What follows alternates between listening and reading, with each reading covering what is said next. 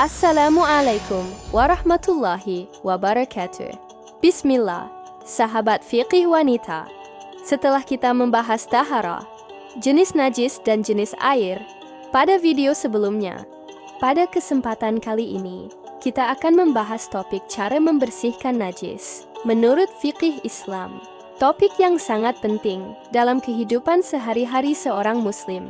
Sebagai seorang muslim, menjaga kebersihan dan kesucian adalah bagian dari ibadah.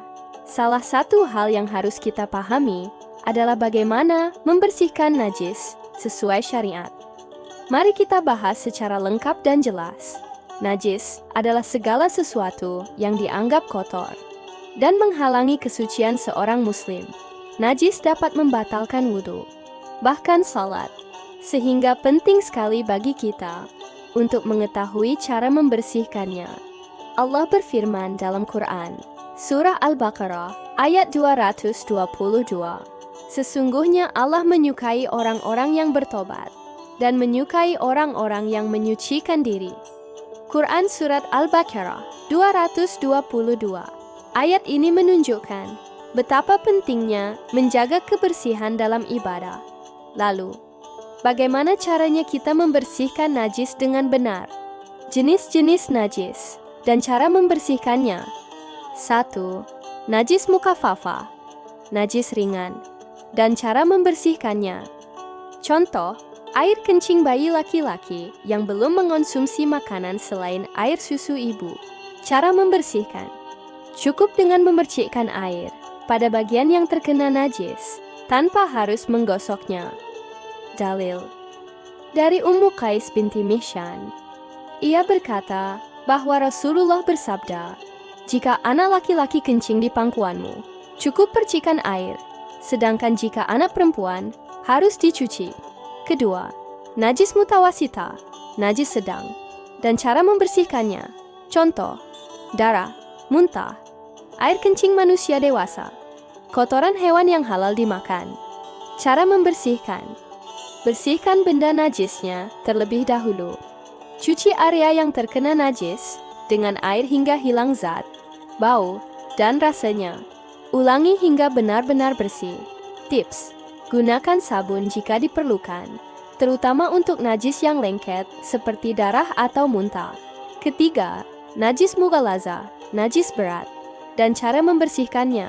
Contoh, air liur anjing dan babi beserta turunannya. Cara membersihkan. 1. Cuci sebanyak 7 kali. Salah satunya dengan tanah atau debu. 2. Pastikan air menyentuh seluruh area yang terkena najis. 3. Apabila najis berupa air liur anjing, cuci tempat yang terkontaminasi hingga bersih. Dalil. Rasulullah bersabda, jika ada anjing menjilat bejana kalian, cucilah bejana itu 7 kali. Salah satunya dengan tanah. Hadis riwayat Muslim. Menurut pandangan fikih, membersihkan najis mughalazah, najis berat, seperti air liur anjing dan babi beserta turunannya, harus mencakup pencucian dengan tanah atau debu. Mengapa harus menggunakan tanah atau debu?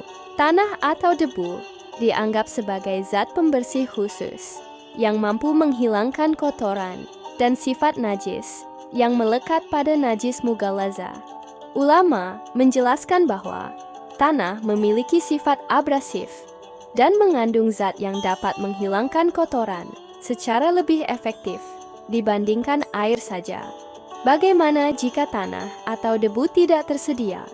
Jika benar-benar tidak tersedia tanah atau debu, sebagian ulama membolehkan menggantinya dengan sabun atau deterjen yang sifatnya serupa dalam membersihkan dan menghilangkan zat najis. Namun, yang terbaik tetap mengikuti tuntunan hadis dengan menggunakan tanah atau debu pada salah satu dari 7 kali pencucian. Ringkasnya, membersihkan najis berat harus melibatkan tanah atau debu pada salah satu dari 7 kali pencucian. Menggantinya dengan sabun atau deterjen boleh dilakukan jika tanah tidak tersedia.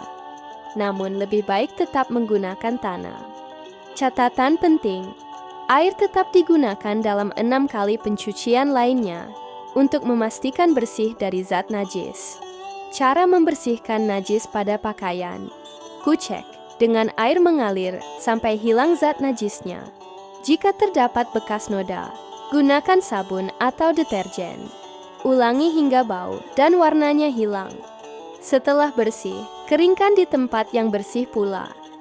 Cara membersihkan najis pada tubuh. Basuh bagian tubuh yang terkena najis dengan air mengalir.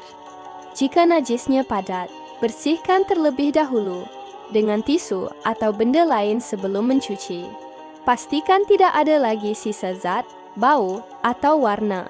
Cara membersihkan najis pada tempat ibadah. Jika najis berada di lantai masjid atau tempat ibadah, siram dengan air hingga hilang zat najisnya. Jika diperlukan, gunakan kain pel untuk menyerap sisa air. Jika najis berada di sajadah, cuci sajadah secara menyeluruh atau ganti dengan yang baru jika tidak dapat dibersihkan. Tips membersihkan najis secara efektif. Gunakan air mengalir. Hindari menggunakan air dalam wadah yang tidak mengalir, karena dapat mengkontaminasi air tersebut.